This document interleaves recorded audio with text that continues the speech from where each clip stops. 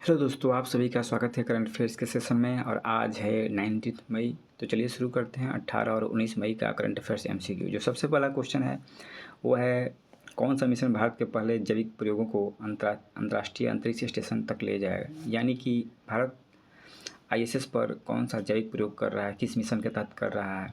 इसका right answer होगा Axiom 4 mission. दोस्तों, ये भारत के द्वारा जो आईएसएस पर पहला जैविक प्रयोग किया जा रहा है और इसमें इसरो और भारतीय जैव प्रौद्योगिकी विभाग आपसी सहयोग कर रहे हैं।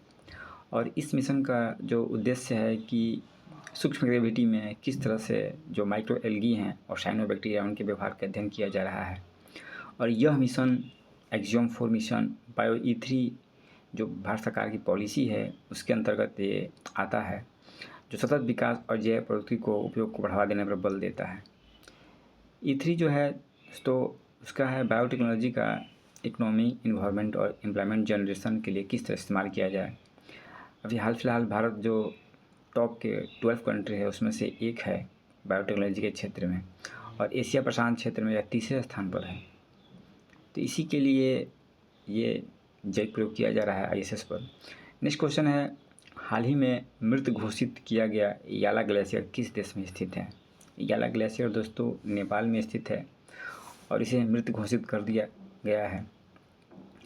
हिमालयी क्षेत्र में क्लाइमेट चेंज के कारण बहुत से ग्लेशियर पिघल रहे हैं, जिसमें से ये पिछले 5 दशकों में ये श्रिंक होकर के पिघल करके ये ग्लेशियर मृत हो चुका है।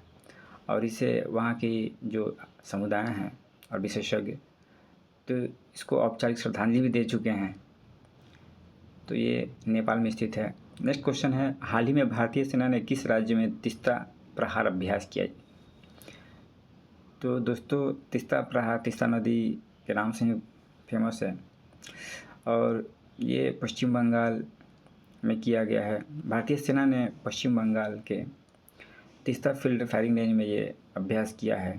और इस एक्सरसाइज में, इस युद्धाभ्यास में भारतीय सेना के जो विभिन्न शाखाएं हैं उनके बीच संयुक्त एकीकरण और समन्वय को प्रदर्शित किया गया है।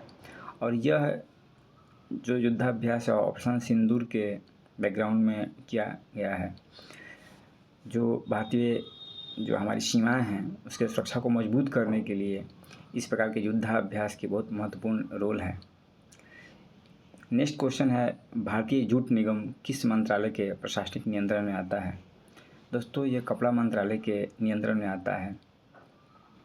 और अभी हाल फिलहाल में 2025-26 के लिए जूट निगम द्वारा न्यूनतम समर्थन मूल्य को बढ़ाया गया है।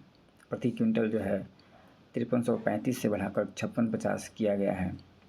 और भारतीय जूट निगम भारत सरकार के कपड़ा मंत्रालय के प्रशासनिक नियंत्रण में है। इसे 1971 में कच्चे जूट के मूल्य समर्थन एजेंसी के रूप में इसे स्थापित किया गया था।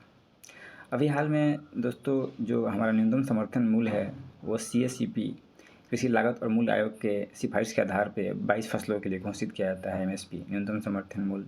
न्यूनतम समर्थन मूल्य दोस्तों किसी 22 फसलों के लिए एक न्यूनतम गारंटी होती है किसानों को कि बाज़ार में इसके दाम न्यूनतम जाने पर कम से कम सरकार के द्वारा इतनी राशि प्रदान की ही जाएगी।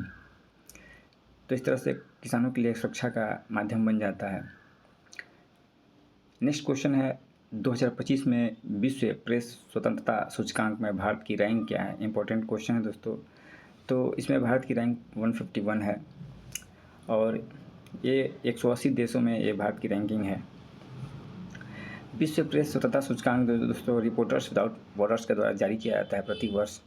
और इस सूचकांक में 2025 के लिए नॉर्वे सबसे प्रथम स्थान पर है। इसके बाद एस्टोनिया और नीदरलैंड है और सबसे अंतिम स्थान पर एरिट्रिया है प्रेस की स्वतंत्रता पर। यहाँ पर गंभीर प्रतिबंध स्थापित किए गए हैं। नेक्स्ट क्वेश्चन है, TRF को किस पाकिस्तान स्थित आतंकी समूह का मुखौटा माना जाता है। तो दोस्तों TRF को लश्कर तैयबा का मुखौटा माना जाता है। द रेजिस्टेंस फ्रंट ये पाकिस्तान का एक आतंकवादी संगठन है और भारत इसको संयुक्त राष्ट्र में आतंकवादी संगठन घोषित करने के लिए वकालत कर रहा है, यानी फोकस्ड है। और जो अभी हाल फिलहाल में पहलगाम पे जो अटैक हुआ था टूरिस्टों पर, उसमें इसी आतंकवादी संगठन का हाथ है। तो भारत के द्वारा संयुक्त राष्ट्र सुरक्षा परिषद की 1267 जो है अनुच्छेद है प्रतिबंध समिति के समक्ष ही तो ये भारत इसके खिलाफ डोजियर्स दे रहा है कि इसे आतंकवादी संगठन घोषित किया जा सके। टीआरएफ का जो स्थापना जम्मू कश्मीर में जब आर्टिकल 370 को निरस्त किया गया था उस समय 2019 में इसका स्थापना किया गया था और ये पाकिस्तान स्थित लश्कर तैयबा है उसी का एक मुखौटा के रूप में ये संगठन है। नेक्स्ट क्वेश्चन है, किस राज्य सरकार ने मानव तस्करी और डायन हंटिंग से निपटने के उद्देश्य से नीति शुरू की है? तो दोस्तों ये असम के सरकार के द्वारा शुरू किया गया है मानव तस्करी और डायन हंटिंग से निपटने के लिए। जो डायन हंटिंग होता है दोस्तों, किसी व्यक्ति किसी महिला को डायन बताकर उसकी हत्या कर दी जाती है। तो असम सरकार के द्वारा ये नीति की घोषणा की गई है जिसमें वहाँ की महिला एवं बाल विकास विभाग द्वारा महिलाओं और लड़कियों के खिलाफ इन अपराधों को गंभीर जो अपराध किए जा रहे हैं इसका उद्देश्य है कि उनके अधिकार को रक्षा किया जाए, इस तरह के अपराध समाज में ना हो। नेक्स्ट क्वेश्चन है, धार्मिक स्थल मरांग बुरु किस भारतीय राज्य में स्थित है?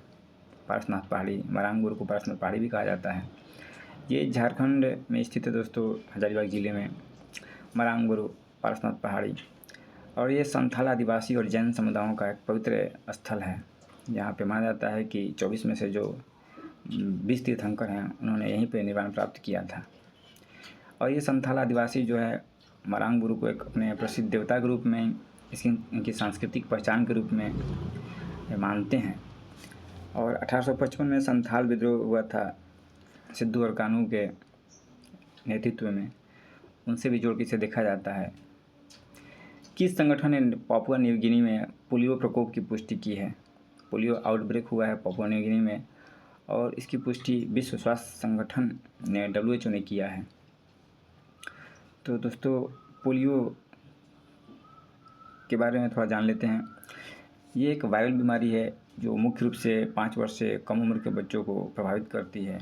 और यह बीमारी जो है श्वसन मल व्यक्ति के जो श्वसन बूंदें हैं एक दूसरे से संपर्क में दूषित भोजन पानी के माध्यम से फैलता है और शरीर के अंदर में वायरस के जाने के बाद ये बहुत तेज़ी से फैलता है और ये मनुष्य के जो नर्वस सिस्टम है उस पर प्रहार करता है उससे, जिसके कारण मनुष्य को लकवा भी हो सकता है।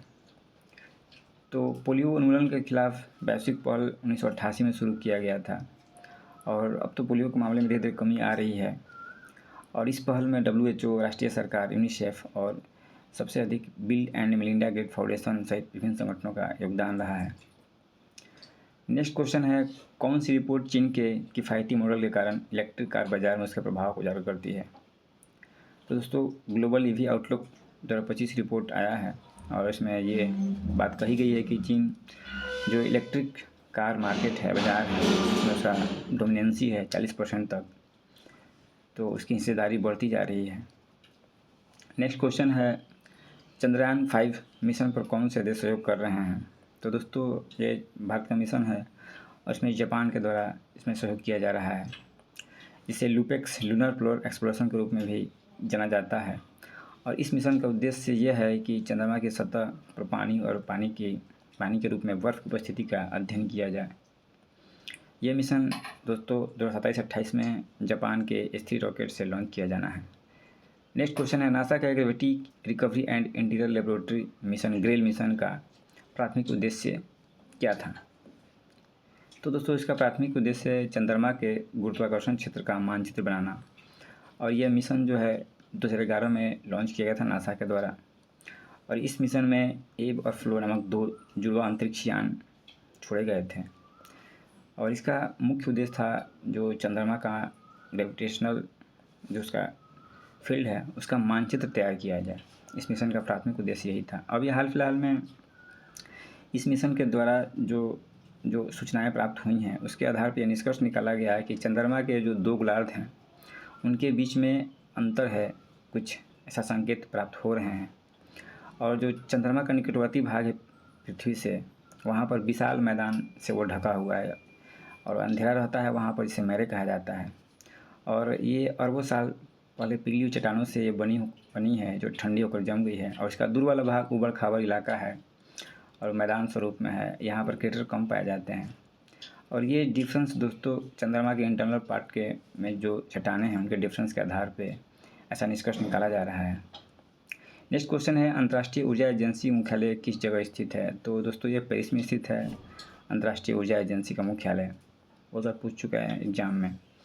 और इसकी स्थापना जब तेल संकट आया था 1973-1974 में, उसके बाद 1974 में इसकी स्थापना की गई थी, जिससे तेल की आपूर्ति कंटिन्यू रूप से एस्टेब्लिश हो सके। और इसका मुख्यालय पेरिस में स्थित है। तो आज के करंट अफेयर्स में दोस्तों इतना ही था। Thank you.